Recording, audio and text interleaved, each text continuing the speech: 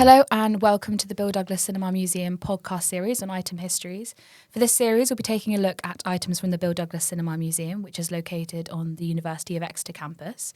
We'll be looking at items from the museum and providing context for them, discussing their history and their importance to the museum. We are student interns, Chloé and Jess. Hi, Chloé. Hi, Jess. And today we'll be joined by Dr Chris Grosvenor.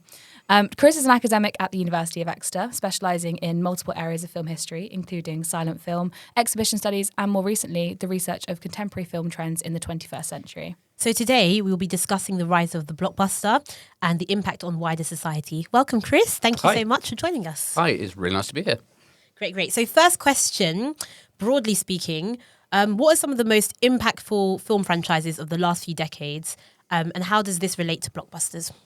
Well, where do I begin? I mean, the last few decades have seen a multitude of different types of blockbusters, and blockbuster franchises soar in popularity. We've seen film series like Jurassic Park. We've seen the Fast and Furious films. I've never seen a single Fast and Furious film, but they are That's some about of the 18 of highest. them. Oh God, bless how many are there at the moment? But yeah, they're some of the highest grossing films currently. So we've got new up and comers establishing themselves. We've also got slightly older franchises, be it Star Wars or James Bond, also continuing to prove very successful. I think we've seen, particularly since the early 2000s, a rise in a number of adaptation-based franchises. So particularly things coming from novels and comics and lots of stuff from the sci-fi and fantasy genres. Right. So think Harry Potter, Twilight, Marvel Comics, DC Comics, that sort of thing. And I think what these really speak to is the blockbuster franchise's kind of reliance now upon pre-existing audiences and familiar characters, that kind of thing. They've also, I think, what's really interesting is that, from my perspective, a key impact of these particular franchises is Hollywood's desire to connect to that existing audience. Okay.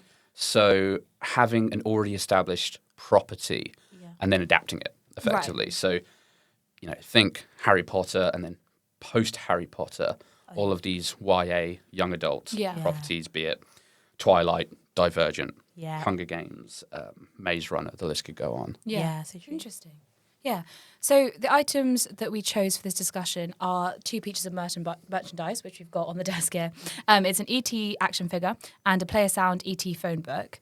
And we wanted to ask, what point at the industry did you go from sort of selling stars and plot to sort of selling products or merchandise? But do they do both? And does that continue into today, sort of thing? I mean, to a certain extent, Hollywood has always been in the business of selling products related to their films, right? Tie-in merchandise, collector's items, fashion pieces. Yes, back in the first half of the 20th century, let's say, such merchandising was primarily based upon stars or stardom. So it was postcards, books, posters, other items normally focused upon a star like Charlie Chaplin or Marilyn Monroe or people like that. But I think it's something like the ET items we've got in front of us, which it's a shame this is a podcast. We can't sort of share. We'll post the photos. Of course, yeah. The items in front of us, I think, speak to a trend, particularly since the birth of the blockbuster in the 1970s, 1980s, with films like Jaws, Star Wars, E.T. a bit later on, that are marketing towards a younger demographic. Yeah. Right. And, it's that younger demographic that are quickly becoming the primary target audience for these kinds of franchises, hence the E.T. phone home book and little figure, which looks absolutely fantastic, I have to say. He's so sweet. Very realistic. Yeah. Posable arms with handheld speak and spell. Oh, wow. And thumb action extending neck. Brilliant. Extending neck. That's what we want from our toys. But of course, I think stardom is still a huge promotional factor today. Although arguably stars themselves are used to promote items and products often detached from a particular film franchise or series. I mean, normally nowadays your big A-list stars, they're all about being used to sell lifestyle brands, fashion accessories, perfume, luxury watches, cars, etc. It's these sorts of promotions that are building upon the particular qualities of stardom or characteristics of an individual, their most celebrated roles, in order to kind of capitalize upon their involvement, right? So, for example, there's a kind of odd advert right now with Dame Judi Dench, who is selling, or she's marketing, I think, something from Money Supermarket. I think I've Oh my seen gosh, this. I've seen this. Yes. Yeah. It's like the energy saving stuff. Something like that. But she's effectively in character as M from Yeah, the she James is. Bond Yeah, films. Yeah. So, obviously divorced from the films entirely, but kind of capitalizing upon her role, Yeah. right? Yeah. Oh, that's true. really interesting. Yeah. Wow. So at the museum, we have a lot of memorabilia from Star Wars, Harry Potter, James Bond, and more. How have these franchises developed and changed over time to suit a modern audience? And how has their merchandise changed along with this as well? So I think that the main way that franchises tend to operate nowadays in the 21st century is based upon, and this is going to get a bit academic, but Yeah, bear let's with do me. it. Please, let's get into it. This is based on the idea of what's been called transmedia storytelling. Right. So the idea that these films and franchises are often now taking place across multiple different media or mediums. So back in the 1970s, for example, you would have a single film like Jaws, like Star Wars, that yes would go on to produce sequels, but effectively remained within the single medium of film. Right. Nowadays, back then these were film franchises, but nowadays the media industry has effectively sidelined the importance of something like the Marvel films or even the Star Wars franchise as being primarily a film franchise. It is just simply a franchise, Okay. right? So audiences and fans of these franchises, often referred to as storytelling universes, right? We have the MCU universe. or Marvel Cinematic Universe. Yeah. Even though it still has that qualifier cinematic, it's really just a universe It's a now. universe, yeah. If you're a fan of that, you're able to engage with your favorite characters, your favorite narratives across not only film, but TV, video games, comic books, novels, theme parks, and a lot more. So a lot of the time, the kind of examples of merchandise that are produced for such franchises aren't just standalone products, right? They're often continuing to explore or develop that narrative world, that universe, Okay. in even more depth. But of course, there's always room for, I don't know, a T-shirt or Yeah. a standalone product as well, an action figure, something like that. Yeah. So would you say that there's a disregard or disrespect for blockbusters and franchise films like Marvel films that we were just talking about, which are seen to be made to make money rather than to make art? And do you think this is a fair assumption? Inevitable that any film franchise or blockbuster will always suffer in part from accusations of being primarily focused on money rather than art. Yeah. And that's a simple fact of the film industry, right? It Yeah. is an industry. It is a business. It's got to make money. Yeah, exactly.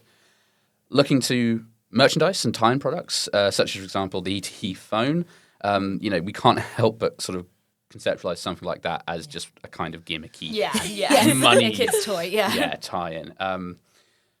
But from my perspective, there will always be that need for blockbuster escapism. Right. And even if such films are genre-driven or used as a vehicle for a particular star or a particular director, there's always room for the artistry of technique and storytelling. Okay. Yeah. That for me is always the important thing. For me, a good story is a good story, regardless of whether it's in a big action-packed blockbuster or it's in a quiet and somber art house film. If story is Story. story, Yeah. right?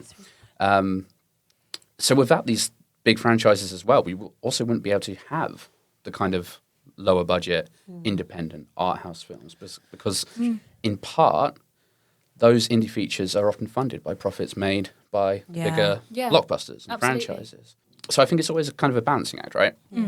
And to kind of, completely dismiss one form of cinema, like blockbuster or a particular genre. So, for example, let's say great auteur, director Martin Scorsese, he's famously sort of critiqued Marvel films and superhero films as being roller coaster rides and that kind of thing. I think it's just a great disservice to a whole strand of cinema and based on a kind of almost a kind of elitism about what cinema is or isn't. Yeah. So yeah, They're certainly popular. They make money, don't yeah, they? exactly. Yeah, exactly. Yeah. So true. Do you think, so sort of along this same line of thought, do you think that museums affect the cultural integrity of blockbusters? So for example, with like the ET figurine, now that it is in a museum, does that add value to the franchise of ET? Absolutely. I mean, I think an institution like the Bill Douglas Museum really allows, all of its visitors, the students who use its collection, its researchers who visit, a chance to understand film culture through these kind of parallel strands and these kind of, what are often termed sort of ephemeral items. They're not the main films themselves, but they are very much a part of film culture, whether it's merchandising and promotion and all that kind of thing. So if anything, what the museum is doing is helping to sort of, provide that cultural legitimacy onto cinema as a popular art form and highlight its role in our day-to-day lives for all different kinds of viewers and audiences. Yeah. And as a final question, what impact do you think the museum has on the life of the university and beyond? A monumental impact. I mean, whether just from my own experience, whether it's with my seminar groups, whether it's speaking to parents or potential students on open days or visiting groups of school students, that kind of thing. The one thing I always champion about the Department of Film and TV here at the University of Exeter is this unique resource of the museum. No other university in the country has a resource like this, and to think of its impact on local film culture and engagement and audiences just beyond the seminar room, or lecturers working on research, it just highlights how lucky we are to have this institution here. Oh, absolutely. Yeah, definitely. Thank you so much for joining us. No, thank you. Thank you.